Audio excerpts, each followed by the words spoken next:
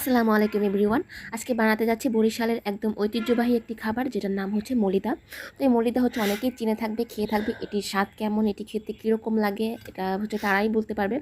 আজকের মলিদাটা হচ্ছে আমি নিজে বানাবো। এর আগে হচ্ছে আম্মু বানাইছে। আমি হচ্ছে এইরকম তালের আটিগুলো এভাবে কেটে কেটে দিয়েছিলাম, তখন আম্মু বানাইছিল। তো এবারও হচ্ছে আমি তালের আটিগুলো কেটে দিচ্ছি, সব কিছু রেডি করে দিচ্ছি। বড় বোন জাস্ট হচ্ছে মাখাবে। এই ভিডিওটি হচ্ছে যখন তালের সিজন ছিল তার কিছুদিন পরের ভিডিও। এটাও হচ্ছে আমার গ্যালারিতে ছিল, বাট আপলোড দিতে খেয়াল নাই, তাই হচ্ছে আজকে আপলোড দিয়েছি। তখন হচ্ছে বৃষ্টির দিনও ছিল। এখানে আমি হচ্ছে সবগুলো তালের ফোপড়াগুলো বের করে নিয়েছি, আর এখানে কিছু পোলাও চাল ধুয়ে পরিষ্কার করে নিয়েছি। এই পোলাও চাল দিয়ে হচ্ছে মরিদাটা বানানো হবে। আর এখানে নিয়েছি নারকেল, দেন হচ্ছে আদা বাটা, তারপর হচ্ছে তালের ফোপড়াগুলো হচ্ছে কেটে কেটে নিয়েছি। এই তালের ফোপড়াগুলো এমনিতে খেতেও খুব মজা লাগে, আর মলিদার সাথে অ্যাড করলে আরও বেশি ভালো লাগে মলিদাটা। এখানে আমি পোলাও চালটা অল্প পরিমাণে দুধ অ্যাড করে দেন হচ্ছে ব্লেন্ডার করে নিয়েছি।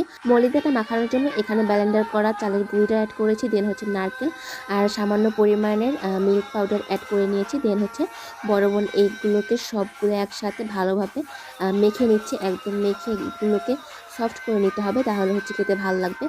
শক্ত শক্ত রাখা যাবে না, মানে যে হার্ড টাইপের ওইভাবে রাখা যাবে না, সফট সফট করে ফেলতে হবে।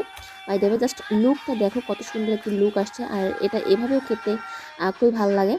দেন হচ্ছে এগুলো সব ভালোভাবে মেখে এর সাথে আমরা কিছু পরিমাণে পানি অ্যাড করে নিয়েছি। আর মধ্যে